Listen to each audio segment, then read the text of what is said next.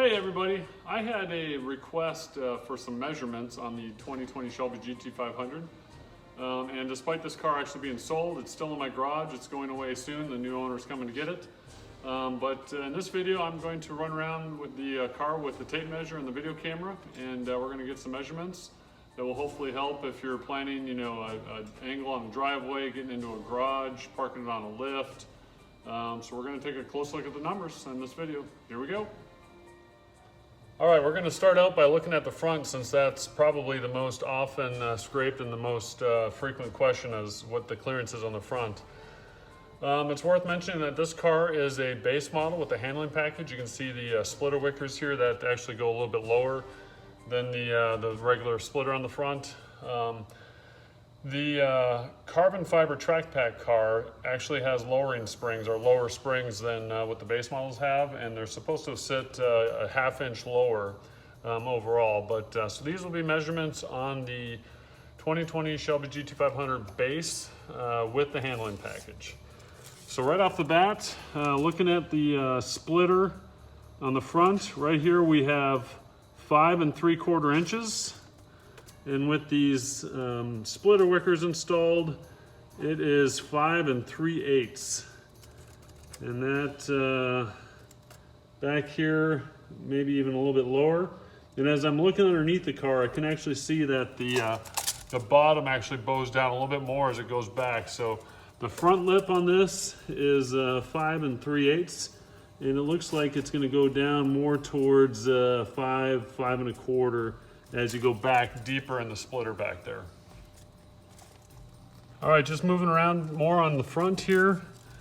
This part of the splitter is 5 3/4. And again, as you go back underneath the car, it looks like it does bow down, so it's gonna drop down maybe 1/4 to a ½ inch back in there. And then top dead center, right in the middle, I should say, is also 5 3/4. All right, moving down the side of the car, we've got these extensions that stick out. They're kind of low. So these here are right at 5 1/4. Looking underneath the car, the lowest part looks like that flexible exhaust coupling that sticks down probably another, probably another inch or two. So if you're going to be going over a hump, that's probably going to be the lowest part of the car that would be scraping. But these here, 5 1/4 right here. And then as you move aft past this aeroplane here, the side is up at 6 3/4, but it does kind of round out, bow down. Looks like maybe around 6 as you go back down underneath the car there. All right, we're at the back of the car now. Back of the car, we'll call this 7. The corners are kind of rounded, and like I said, a lot of these pieces go down as they go towards the center of the car. But we'll call that 7 inches in the back of the car. And the exhaust tips look like they're about 8 inches off the ground back there. All right, looking underneath the back of the car, there's this kind of a belly pan back here. That's, I can only assume for aero piece that's in the back. That is at its lowest point. I just measured 4 7/8 inches off the ground there. Not a lot of clearance back there. All right, back up closer to the front of the car. These, I don't know what they're called, flexible exhaust connectors. You can see them right there. I just measured the distance from there to the ground, and it looked to be about 4 1/4-ish. So if you're gonna be going over a hump, those would actually be scraping. You'd want to hit those at a good angle, but 4 1/4 inches or so right to the ground from those. All right, taking a look at the track width of the front wheels. I'm sure you can find those official numbers in the manual or online, but we've got the tape measure lined up with the outer edge of the tire there, and keep in mind that this is going to stick out farther than that. We're going to get that width here in a second. So this width, lining up, it looks like it's right at 76 inches for the front track. And we will check the rear to make sure it's the same in just a sec. Okay, looking at these splitter wickers, it's really hard to get an actual width of these because they angle, and you just can't pass a tape measure straight through. But down towards the bottom, they're somewhat close to the front tire width sticking out. They're a little bit wider, and they appear to kind of angle out a little bit as you come up. And as you can see, they do stick out past the tires.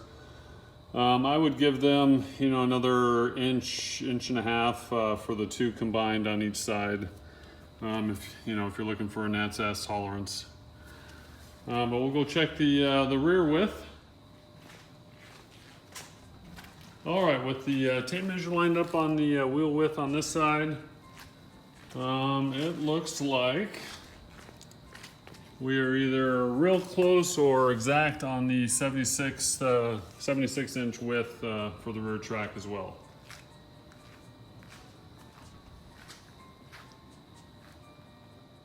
All right, as far as height of the car, obviously kind of hard to measure with a tape measure to the top center of the roof there, but I could probably get those numbers online, official numbers. But this one is an easy number to measure here in case anybody wants it. But with the gurney flap on, it looks like it is just shy of 44 inches. So we're looking at 43 and 7/8 inches.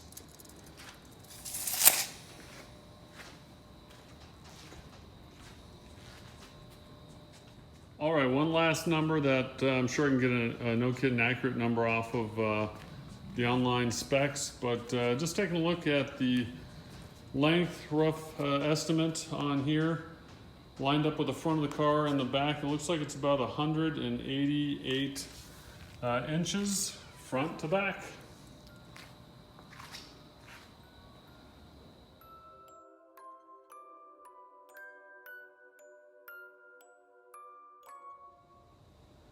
Well, that's a quick little measurement video of the 2020 Shelby GT500.